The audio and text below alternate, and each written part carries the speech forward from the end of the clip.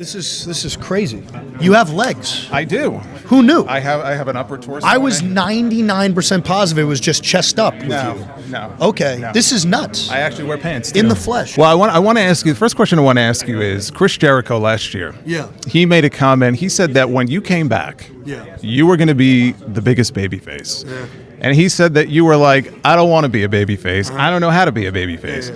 Here we are now. It's over a year later. You see the way the fans have embraced you. Is it?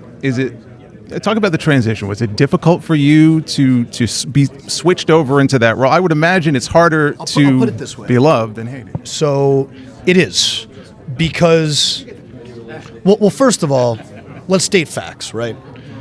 So stop shaking your hand. You're freaking me out.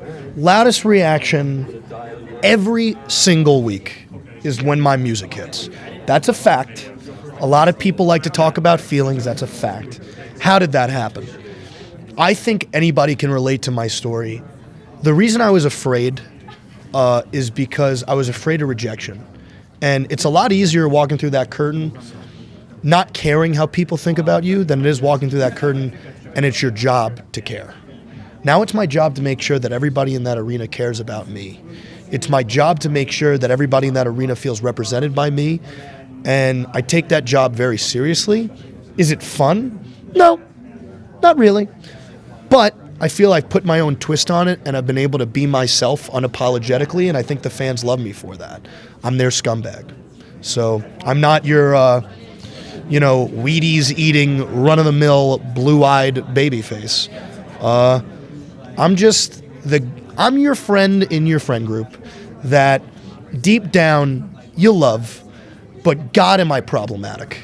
But we put up with it because I'm funny. You know? Now, later this week, there's a movie coming out called Iron Claw. Oh, yeah. You have a role in that. You have an executive producer credit in that. Yes, sir. I saw you on the red carpet last week, hobnobbing with John Cena. Yeah. What is hobnobbing? I don't know, but apparently that's what people do. Okay. So you look like you were doing it. Okay. I was hobnogging up a stool. You were having a conversation with him, so I want to know, whether it be that conversation or outside of that. The conversation meant the world to me. Well, what advice, has he given you advice at all? I don't think it's unprofessional for me to discuss what we talked about. He didn't have to do this, and it meant the world to me. He walked over to me and he said he was a fan of my work and he respected my professionalism. And, once we were on the red carpet, we talked some more. And I told him straight up, I said, you're an inspiration. Because he is. There are a lot of people in my industry who phone it in. I cannot recall one time in the over a decade of John Cena's career where he phoned it in even once. Because he's incapable, just like I'm incapable. He is a tremendous role model, not just for me as a professional wrestler, but for everybody around the world, because he teaches you how important hard work is. I mean, for crying out loud, my two guys, I'll make no bones about it, everybody knows one of my guys was CM Punk, but my other guy was John. As I got older, it became Punk, because I was starting to rebel a little bit, But, I had John Cena as a fathead on my bedroom wall, It's John Cena, And we talked about on the red carpet about that, and we also discussed, transitioning from wrestling to acting, and he's just an incredible person, and I don't have one negative thing to say about him. Now, you're the longest reigning AEW world champion of all time. Of all time.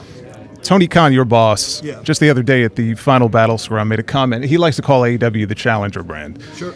He also said that to be AEW is to be under constant attack. Yeah. Do you agree with that? And if so, why do you think that is? Yeah. Well, here's why. I'm actually going to relate this to Judaism because I'm very good at my job. When you think about why people hate us and why we constantly get attacked, it's because we're different. And being different makes people uncomfortable. I genuinely feel the reason that a lot of the time you'll find a lot of, and don't get me wrong, there is most certainly constructive criticism online, genuinely. But you'll find a lot of non-constructive criticism online. Just wild, irredeemably messed up shit that people are saying that is either untrue or just mean, And I think the reasons that's happening is Monday Night Raw is the longest reigning episodic television show of all time. Correct or incorrect, Solomonster? Correct. Right? We have only been around for 4.5 years? That's new. That's different. And what's different? Different scares people. So I actually do agree for once with Tony Khan's assessment. And I think that's the issue. I think the issue is we're fresh, we're new, we feel dangerous to people. And I kind of get off on that because I get to be the world champion of that danger and of that change, just like I get to be a champion of the Jewish people. You're going to be defending that world title on December 30th. Yes. Here on Long Island, Nassau Coliseum. Nassau Coliseum. So my 2 questions. Yep. Number 1, I know you're dealing with a torn labrum. Yeah. You're a little beat up. Yeah. How do you feel? Are you doing any kind of special preparation for your match with Samoa Joe? So I got PRP done and something called EPCAT, where what they do essentially is they kind of put it's almost like shock therapy, like straight onto the muscle. I'm not going to lie to you, like I cannot lift my arm all the way up north-south, point blank. Probably not something I should be discussing publicly, but I'm kind of being known for being honest to a fault. I can't lose this belt. This world title reign, it means too much to too many people. And most specifically, it means too much to me.